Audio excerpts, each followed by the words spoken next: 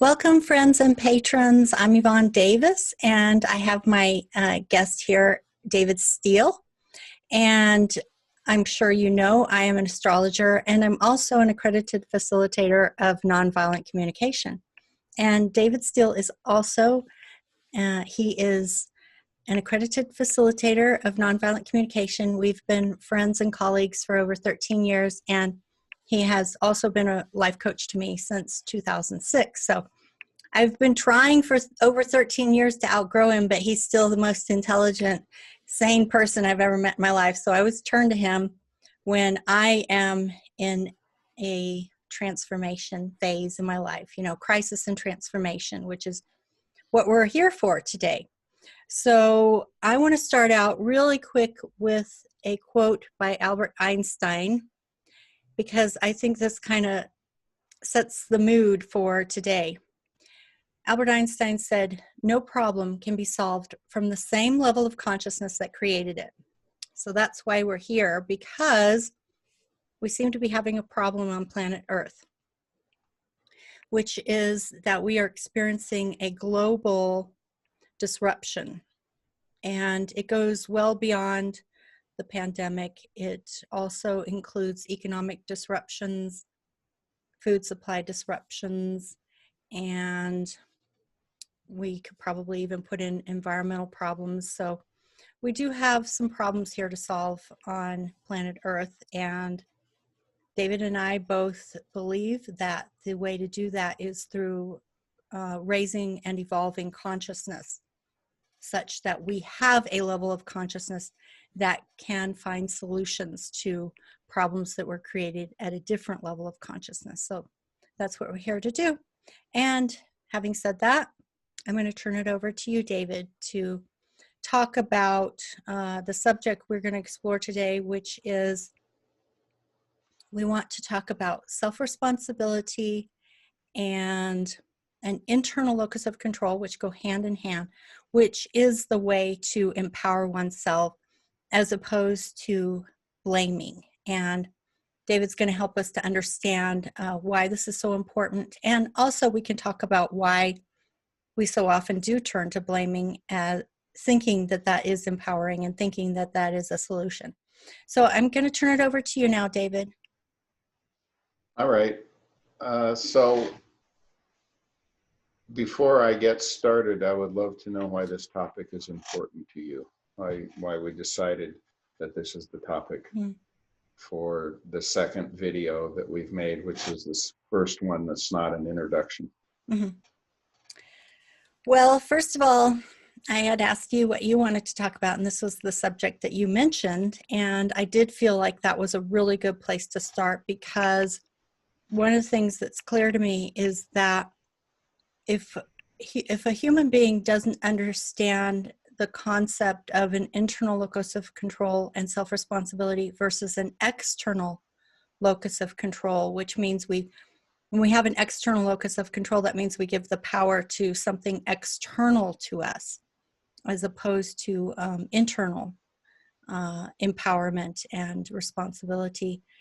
And so, when we give our power away to something external, then we don't have the power or the ability to respond to a situation. And, to put it in sort of metaphorical terms, it's like when we're children and we assume that daddy is going to solve all the problems for us. Daddy goes to work, daddy pays the bills, daddy puts food on the table, and daddy also creates authority in the home. And so we, do what daddy says. And then when some needs aren't being met, we still turn to daddy to solve those problems. That's what children do. And as we get older, we internalize authority and we become responsible, and we begin to understand that as adults, we have to find solutions to our own problems. We have to find solutions to meeting our own needs. That's what adults do. Adults then take on the responsibility of making sure that there is a home and food And we have to do this on a collective level as well. We start with it on an individual level, understanding that, in a sense, the buck stops here. And then we take that out to the collective level, and we still understand the buck stops here, whether we like it or not. Because, you know, I've just seen, as a political scientist and economist for decades, and as a political activist, I used to think if we could just get the right people in office and we could just get the right system, that we could solve the problems. But I began to understand that it was much more systemic. And when I really went to the core, I discovered that it was actually consciousness. It's not about getting the right person into the right system, because without changing the level of consciousness, the core level of consciousness, we cannot bring about the new systems. So is that a good answer? I mean, does that, you know, satisfy the question? Yes. So I'm going to pause for just a second to check in with myself.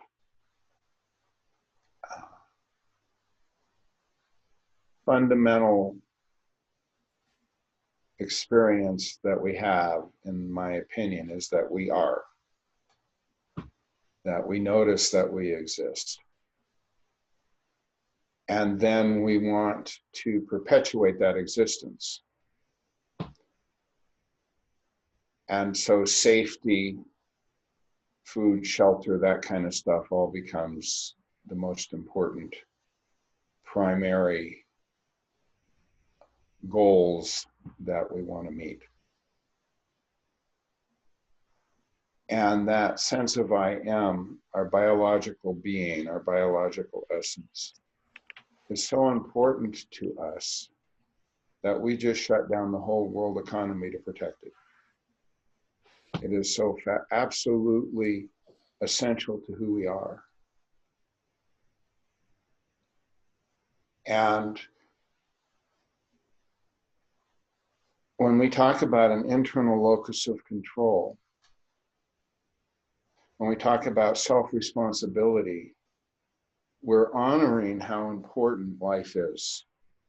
And we are acknowledging that that life flows through our veins with every heartbeat, with every breath. That life continues. And that we really deeply care about it. And so when we put our attention on that and the energy of that life force and its ability to endlessly innovate and problem solve, that can give us a sense of security. And when I talk about life innovating, that is a way of talking about responsibility, because responsibility at its core means the ability to respond. That's what the word means. That something happens in our life, in my life, I can respond to that. I have an ability to react to that, which is different from being held captive to it. Now, in our culture right now, in common discourse, responsibility means, often it means, oh, who do we get to blame? Who can we punish today? And that embedded coding about responsibility then can create a cringe response in us. It's not my fault. I don't want to be punished. I don't want to be blamed. So it has to be something out there that made me do it. And there's whole industries based on that, something out there that's making me do stuff and I have to do battle with it. And when that happens, our sense of well-being is transferred to someone or something else. We're saying, I don't have control, I'm a victim, I can't do this. Because at the core, I think, because I don't want to be held responsible, I don't want to be punished. when we think about responsibility as the ability to respond, to dance with our world, to creatively interact with what happens and make stuff happen, then we're empowered. But when we blame, and boy, do we love to blame, we literally are putting ourselves in a helpless position. And then if the blame doesn't stick, or if the person doesn't behave properly, then we're trapped, we're imprisoned, we feel desperate and hopeless. And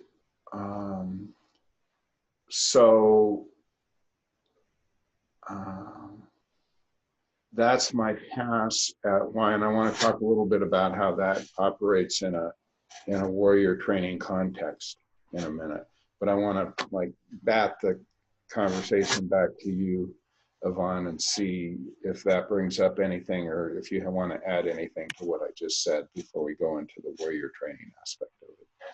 Yeah, I think it reminds me of a quote by Marshall Rosenberg, who developed the language process of nonviolent communication. And he said that we live in a domination culture and we have a domination language. And what that means is that it is the idea of external locus of control, that if we can control and manipulate the externals, that that's how we're going to have power in the world. And thus everything becomes a matter of controlling the externals. And so you're absolutely right that if we imagine that something or someone external to us is responsible, not us, you know, and it's the way it should be, you know, because I hear that so much, you know, Donald Trump should be this way, he should be that way, but he's simply not, you know, so you're just banging your head against a brick wall because you're arguing with reality. He's simply not. And we've seen that, you know, no matter who becomes president, the system of capitalism, exploitation of the environment, infinite growth on a finite planet, the expanding gap between the haves and the have-nots, that all of these things that are systemic are perpetuated regardless of who becomes president, because it's systemic. And so to continually think it shouldn't be that way is a denial of reality. And a denial of reality is also known as insanity. So, yeah, we have to look at the idea that being responsible does not need to be a scary thing. It is the ability to respond. It is incredibly empowering when you're able and willing to take responsibility. That doesn't mean that I'm talking about self-responsibility. I'm not saying that you have to stretch out to be responsible for saving the planet. That's probably, I tend to think that's actually magical thinking. There are spiritual levels of consciousness that do move to that level, but I don't think we're talking about that right now. We're just talking about how can we as individuals take responsibility for getting needs met for ourselves, for our loved ones, for our community, and see how far we can expand that out in a way that we're actually capable. But to embrace the idea of the ability to respond as being a form of empowerment, not as a form of punishment, so that it becomes exciting rather than scary.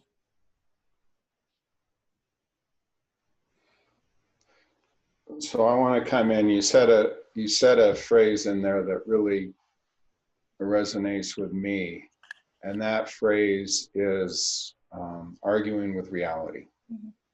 We spend a tremendous amount of energy arguing with reality and lamenting about what is, and dwelling on what should be. And you know, it's like a leaky cup. You keep putting water in it, you keep putting energy in it, and the energy dissipates because we're spending the energy arguing with reality. So the nonviolent communication response with that is to get into a position of observation where we simply notice what's going on. as a starting point, so that we have an anchor, a foundation, a reality that's not filled with confusion and ever shifting priorities and stuff. It's like a firm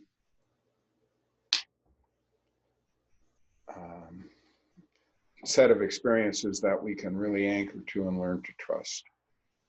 And so starting with observations is ultimately very empowering. And so to do the training warrior, the warrior is constantly alert as to the information that our senses are delivering to our awareness, and notices what they are, does not get offended by them, does not take them as some personal affront.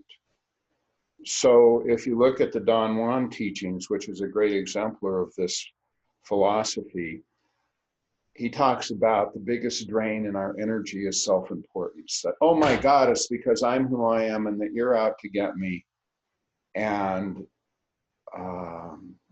you know, the world should revolve around me. That's the little child thinking that you were talking about earlier, Yvonne. We get to the point where we realize the world does not revolve around us, that we live in the world, and the world continues within us and without us. And if we vanish, when we die, the world continues. And so a big part of the warrior training is to tamp down that self-importance, to figure out how not to get so triggered and